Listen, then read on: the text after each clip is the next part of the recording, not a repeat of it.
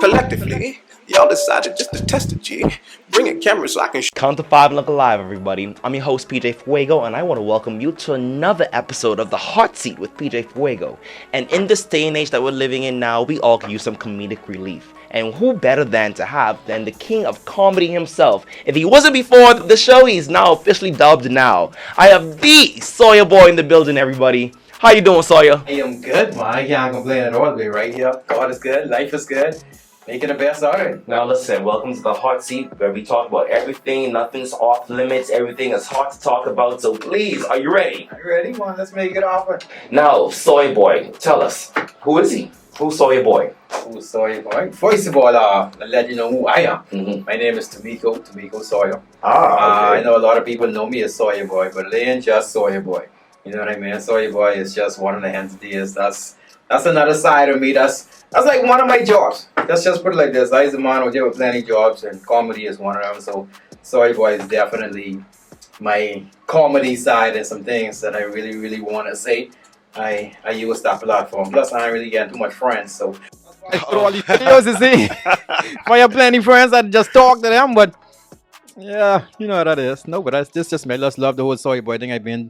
I've been doing comedy all my life, just making people laugh and loving to be around people who have that kind of spirit. So I guess everything just lined up and fell into place to show me that this kind of my road too. So that's why yo, just doing this, making it happen. All right, now tell us the early stages of Sawyer Boy. Like, how did we get to, before we got to almost 60,000 followers now? Early stages was just it was cool. I mean, it was scary because I don't really do it in front of the camera thing. Like right now, like yeah, I can do it, but before, like you couldn't get me to go in front of the camera. So when I first started doing the videos, like it's the hot shades, I doing that just so I could hide my face. My cousins down there is the one who really encouraged me to really do the videos and put it out there. So I started as soon as I got my hands on one camera, and I've been going ever since. And yeah, that first stage just ain't no one really on your run. Like my shirt say, everybody ain't gonna be on your run, and that's how it was. Yeah, that's how it was at the beginning. Like friends and things, like they ain't trying to hear me talking about doing video, and I trying to get them to watch this video. Like what up, you know, baby riding, baby getting to the bar, and we gonna pick up some gals. So that's all they want, dog. That's all it was. And so I just was doing it on the side, and even up to this day, it's just me doing what I can do, when I can do it. And just putting it out there, but whoever get it, that's what it is. I ain't gonna ask no questions or how people feel about this, how you feel about that. Nah, you get whatever in my mind, so that's what it is. Now, I heard you mention your family and mention the aspect of getting pushback. But now, in the growing stages and the budding stages, what was some of that pushback like? You know, because in a sense, you were paving your own way, carving a lane into what social media is now, being one of the first influencers, I guess you can say, officially say, with the following, and an international following too, not just Bahamian. But before you even get to, I guess, that aspect of it, what was the pushback like? What were some things, for example? Some of the pushbacks is basically like people not really taking it serious, like how I was taking it serious, because it's just comedy to a whole lot of people. So at the beginning it was like, hey, what else you do? Like what else you could do? Like you can't be doing this for the rest of your life. And I was like, in my head I was like, I think I could. So the pushbacks was just people not really supporting it and feeling like it's a thing, and just people trying to help. People don't want help if they don't feel like they was getting something out of it. So that's why I kind of did everything on my own. And once you're doing it on your own, you ain't got to worry about nobody. The only person holding you down is you. So, yep. I feel that on a spiritual, on a whimsical level. You got to put that work into yourself. I definitely one of the things when I started this podcast was that I believe in, instead of putting that magic into people, you got to put that magic into yourself. What were some things that you had to do a little differently to still maintain the brand and the standard of Sawyer Boy to like now even still, you know, still upgrading and leveling up? Like, what were some things you had to do in this pandemic to survive as the Sawyer Boy the comedian?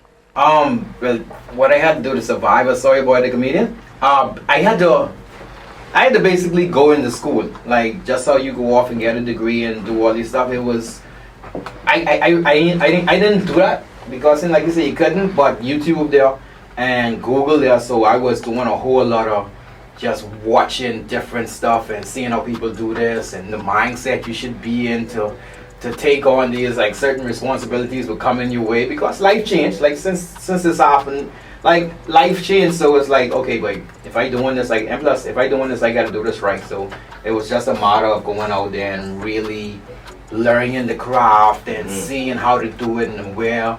And because it's new over here, especially, I wouldn't say new, but you know what I mean. Like this really a thing now. Like I people feel take like it seriously now. Yeah, too, but I feel like in the next few years or so, but like you could have like Ministry of Entertainment, but like an actual ministry of entertainment. So your tourism and agriculture, entertainment could be one of that, and I want to be the one. I want to be one of the people to be like, yeah, but I just want to be people who help push this. Like I was one of the people who really like do some stuff, because we got plenty of people out here doing some stuff in this creative world in the Bahamas. So I would never put myself out there like I was the only one doing it, but I just want to be one of the people on that platform and be like I just one of the trailblazers. Listen, we'll take a trailblazer for the orange economy, and that's definitely something that, I mean, well, now that we know has a name, the orange economy.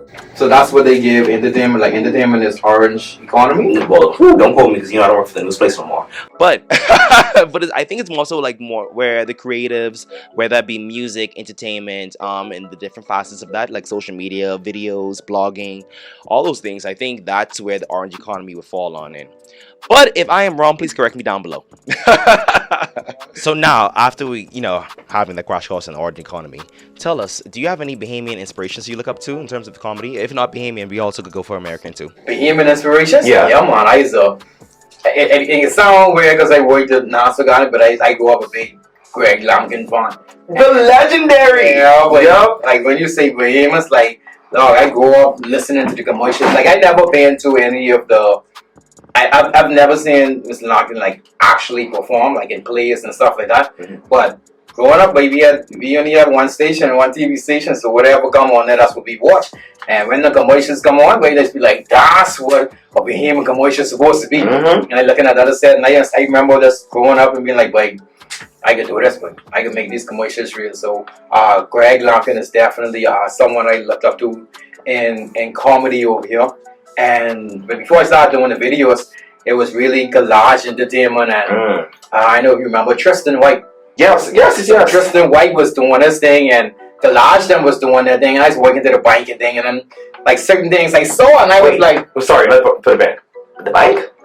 Yeah, man. I guess I've been to the bike for 9 years. I left the bike in 2016 to go straight into Sawyer Boy Entertainment. So full-fledged skydiving, Sawyer Boy. Straight in there. I left July 22nd or July 23rd, 2016. My last baby Taylor was she born June 17th, 2006. Oh, that's a quality baby. A month after that. Yeah. Talk to me about that. I think we live in a day and age where people hear millennials and when they think of them in workforce as well. This is one of the topics we discussed as well.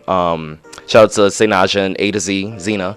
When millennials such as ourselves, when they find themselves branching out, doing a little bit more, some people look at it as reckless and be like, oh, well, you're just going to, imagine us then, videos or social media and doing blogs or whatever, and not seeing the dream that, like, you've already seen. Obviously, this is your vision, this is you, so you see the finish line, you see where you want to go.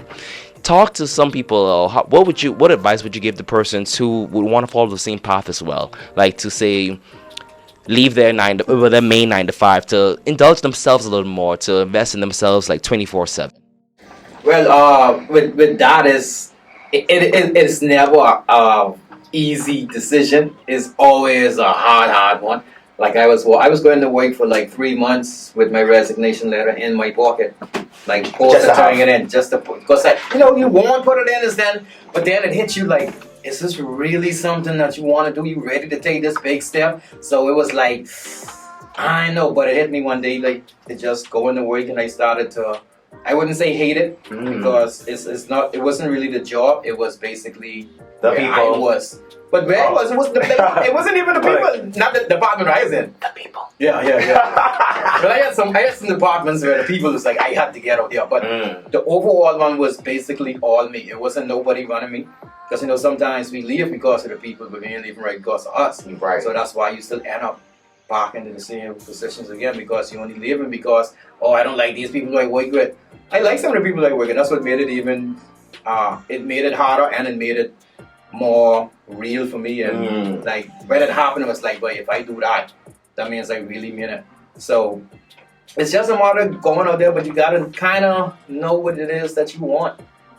It's kind of like having that blind faith to say. Yeah, baby. I look at this like you have wings, you know you could fly, but just now this is your chance to actually stretch those wings to see how far you can fly now. Yeah. No, but big shout out. I definitely would say that's something that I've.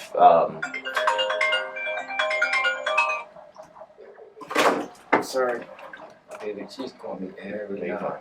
Hey, oh, shout out Taylor Rose. But no, I would say that's definitely something that can make or break somebody, and I definitely applaud you to see what you've done with it, to see how it's transformed, see how it's collapsed from the size of a mustard seed to now a 60,000 following tree. Right. Talk to me a little bit about your comedy too. I know some people, they use their platform. So before we get to the platform aspects, talking about these characters, where do you get the inspiration for some of these characters? Where do you get even the thought process of the creativity to come up with some of these like schemes and scenarios? Well, honestly, but like most of my characters is people that I saw before and different like Fat Chris. Fat Chris is a character right now that really came and took over. Like Kalika was my top character, but I think like Fat Chris came and now people kind of love that character a whole lot more.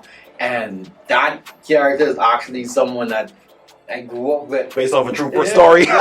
Someone that I grew up with, and well, I wouldn't say just someone, but I put together certain pieces of the puzzle, and I turned that character into what it was. And plus, Kalika character is 75% my ex, and 25% other guys who I didn't do before, or Just all meshed up in your dream girl. or had the stories and work around and things. So and that's why I think the Kalika character is so relatable, because it's real. Like I try to keep it as real as possible. So my characters is basically people that I see like when I go out, like people you'll find right here in the Bahamas. Who's your favorite character? My favorite character right now, I probably will say Fat Chris.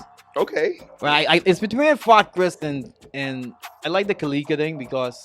But Fat Chris is more straight to the point, funny. You don't know what he can say, and I never is right.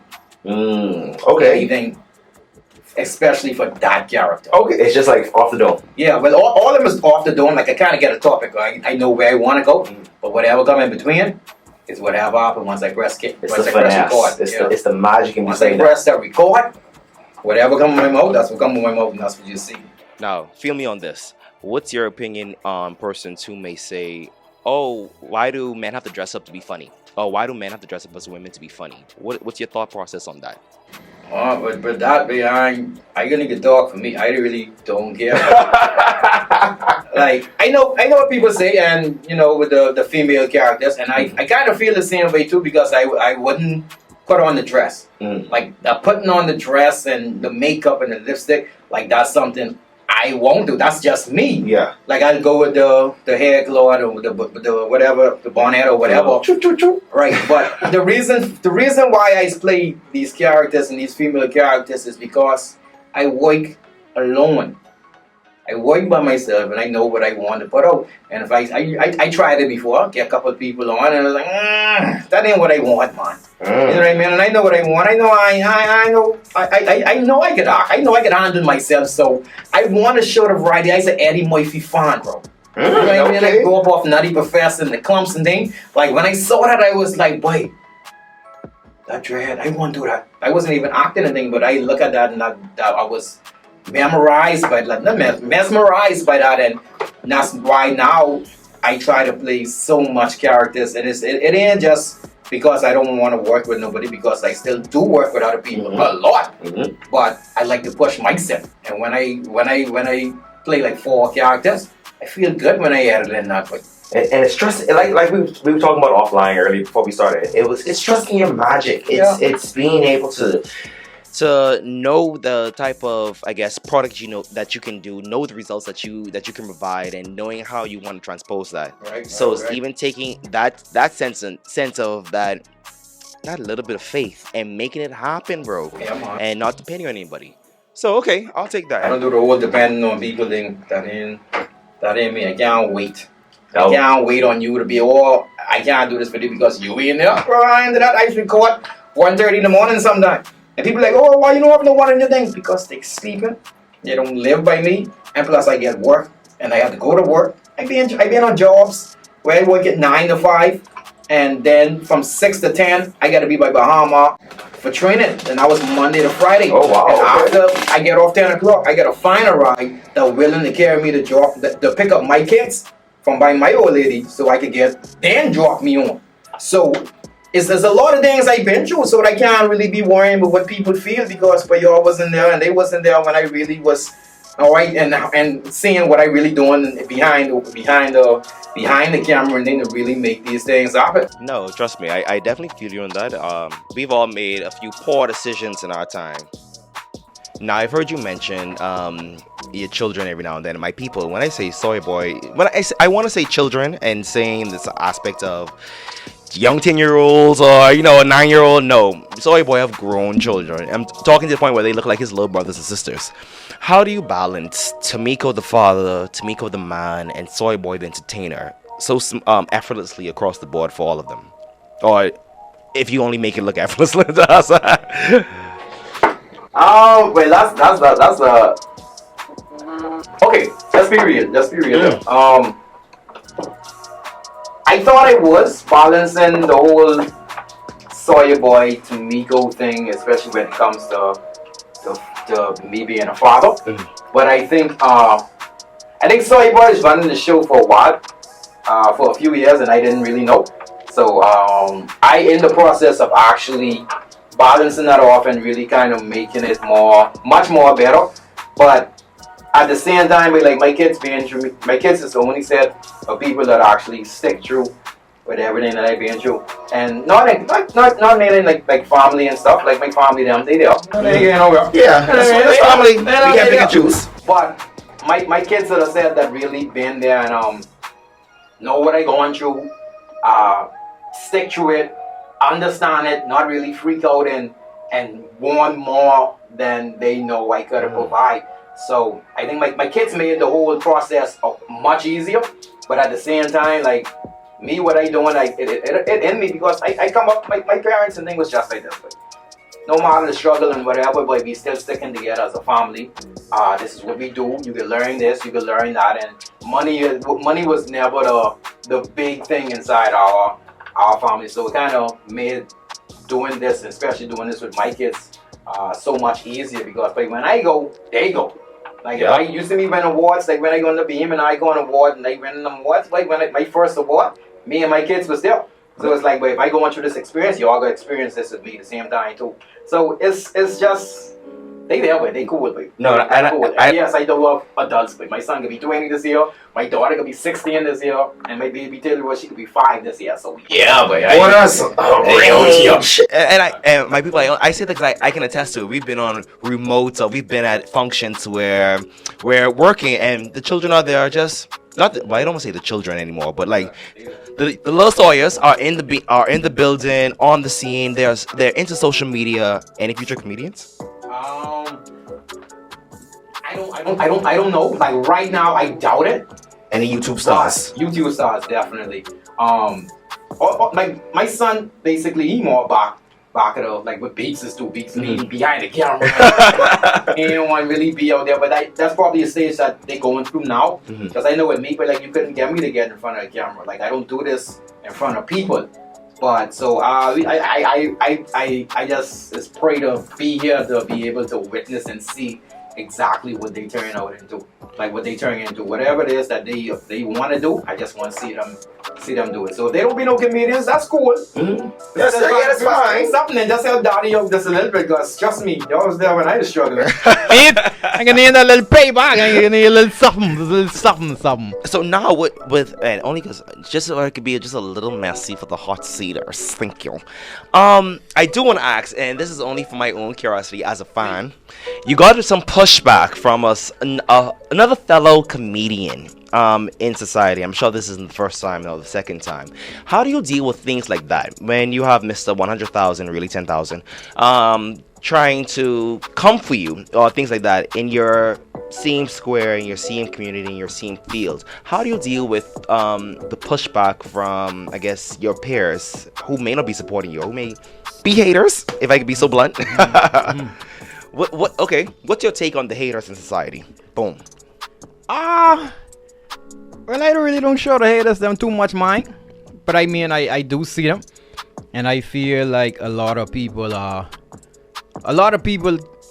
want to do some things in their life, and because they're not doing it, or with me, like when I used to watch collage them, I used to semi-hate on them, but not in the way where I talking bad with them or trying to put them under the bus. It was like, wait, I could do that.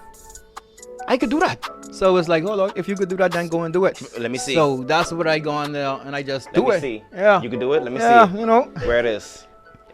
Where is it, Draco? Because I like when the vibe happened when your boy was talking, when he tried to throw me under the bus because I do the video but him getting locked up. I do the video about him saying that he had 100,000 followers when the police stopped and asked him, okay, what do you have to say? And he stopped and he looked at them and I have 100,000 followers. And you know who I am? And I was like, wait, that's funny to me, bro. No, that's hilarious. And I will be doing a video. But I'll do a video about anybody. I don't care what it is. I don't care who it is. If you put something out there and you get catch, you think they ain't gonna catch me if they catch me slipping? Oh, you think y'all won't waste the chance to come and burn me if I'm slipping? That's why I'm never slipping. Yeah. So now let me ask you, in terms of using your platform now, we mentioned everything with your 60,000 followers and how that's going, all that good stuff. Tell me, how are you using that now? I kind of know. I know what I have now. You know what I mean? And like, believe it or not, it ain't about me saying this, I that. I kind of already know what I have. Like, I used to go on the streets every day. I used to be around place every day, and people just come to me. So I know it is. This been happening a long time. And now, not even now, it's like, even from then, it was like, boy, you get this platform, use it to your best if you want it. You know what I mean? And it ain't just about, and with me, it ain't just about me. You know what I mean? And I doing this, like, I could have picked anything. I used to work in the bank for 9 years. I used to work in the casino for 7 years. I ain't no dummy out here. I is a welder. Like, it's so much things I could be doing. And looking 24 like this? So I use my platform because there's a lot of things I want to get out there. And if you really look at it, you will see. Like, I'm not just bringing jokes. Like, with my colleague stuff, my colleague and Miko, is me talking about relationships, but not talking about relationships. So people can watch and they be able to relate to it. You know what I mean? And just like everything else what I got going on, is a platform, and I opening up a platform for other comedians who coming up to use. Because you want to be funny, bro? Come on. No, speaking of, you know what I mean? I'm definitely a fan of Comedy Thursdays out there by Studio Cafe. I just personally think I'm more commentary funny and not like why the chicken cross the road funny. Right. So I'll need the crowd feeding into me. Like I think I'll be good at a roast. I think I'd be really good at a roast. Can we do like a comedy Thursday roast? Now we could. Only because I got a little teaser of the Growing Up Bohemian special, and I only could act on this. When you speak on jokes and speaking of cancel culture and things being sensitive, when you speak on religions, things like that, do you get any pushback when you touch on topics like that? Or religion, or like you said, disabilities, or things like that may be a little, you know? Yes, all the time. All the time, because you get like me doing live is completely different. A lot of people haven't seen the live. Like, they've seen some videos where I touch on certain things that I see the little messages come through, like, oh, you know, you have kids watching and this and that. And it's like, yes, I do, but I also am 40. Grown 40. So but yeah, like, but I touch them, but I ain't getting too deep. Like, even in my comedy show, I touch on disability. I'm not gonna say which type of disability I'm talking on. Watch and find out. But everybody. just know you can laugh. I don't care what you say. You can laugh, and it ain't nothing offensive for you. Be like, no, you can't say things like that. I ain't that person. So whatever I do say, like, it ain't really. If you really think about it, it ain't really that bad. Okay. You know what I mean? And so I touch on some stuff, and if whoever get mad, get mad. Like the shirt says, everybody ain't gonna be on your run. You get mad, bro. That's clearly an unwritten verse in the Bible, like Genesis, Everyone like Psalms 91.7. Growing Up Bohemian, how can we all find it? Tell us all about it. Where can we expect it? Where can we follow more Sawyer Boy? Give us all the handles for everything Sawyer Boy. Tell us. All right, well, You can find me anywhere. Just type in Sawyer Boy TV. Just type in Sawyer Boy TV in Google. Everything coming. That's Instagram, Facebook. My website is www.sawyerboy.com. Now, before I let you go, while I still have you in the hot seat, I got my own fly little questions here. We're going to count it down for a quick 10 seconds. Beats, well, not 10, I'm going to give you 20. Beats, feel me out for a little bit. So now, first question, you ready? I got it. Give me a sailor stroke. I know. I mean, whenever my daughter goes sleep, I go to sleep. She's a toddler. I mean, I know it's there it is, but I just fall asleep. She go to sleep, bro. I go to sleep, but she got too much energy, but She's a... and you gotta watch it. You gotta watch it, but it's stale when you say it like that. But on the show, She's a toddler. she's a toddler, baby. I gotta go sleep and this girl got too much energy, but Okay. fall Okay. asleep now, wait. You got a chance to go on a comedy tour with either Kevin Hart or Dave Chappelle. Who do you pick? I going with Dave Chappelle, baby. Okay. If not comedy, what would you be doing? Well then, 5 years from now, where do you see yourself? 5 years from now. 5 years from now. Whoa. Okay, 5 years from now. Yes, sir. I can see myself doing the stuff that I've been trying to do for the last 20 years. Okay. Let's put it like that. Like something hit me and it's like, oh, that's how you do that. You know, when your bold perspective and life change, that changed in the last few months. So now all the things that I was wanting for a very long time and didn't believe that I could do, even though I wanted it, I feel like I get it now. So the next 5 years, you can see a comedy show bust up over here. Fuck, marry, kill. Tiffany Haddish, Monique, and we have Jennifer Lawrence. Jennifer Lewis, sorry. Jennifer Lewis. Who's Jennifer Lewis? Jennifer Lewis is the old lady that plays, not old lady, but she's a more seasoned classic comedian. Black lady. She plays all the regular grandmothers. She has the little social media stuff. She do like the what's the little video called? Fuck them broke bitches over there. Well, they probably ain't juicing that. Okay. I ain't kill her, but I make Mario because she sound like she will well off. Okay. She could get married. Okay. I get married. Who else on the list? Tiffany Haddish I'll and choose Monique. Tiffany Haddish, boy. Okay. Monique. Wait, Monique. Man, what it is? Juicing. It's juicing, killing, marrying. So I got a pit. Who you gonna marry? Who you gonna kill? Oh, okay. So I got married. Well, Monique, boy, I got a bust one short than you then. Oh, Auntie Mo. Sorry, I love you, Monique, but nothing else there, Dread. Oh, jeez. I love Monique, boy. I ain't gonna lie, boy. I love Monique. Feel me out, man. Feel me. But I like Tiffany Haddish too because she dread. I don't like a bald head look, you know. I ain't too feeling the ball head thing too much. I like it, but for her. She could be alright. She getting to something. She coming out of that and she could be. See, yeah, no. She could be good. Get out your feelings, get in your bag. Like, get in your comedic bag. Yeah, What you doing? Sawyer Boy, thank you one more time for being here on the Appreciate hot it, PeeJae man. Fuego, man. My folks at home, it's a modern day Maya Angelou, dressing like Kanye West and speaking like Malcolm X, everybody. Make sure you're following us on all of our social media platforms. That's PeeJae Fuego to get everything hot seat. So make sure you keep it right where you got it. Until the next time.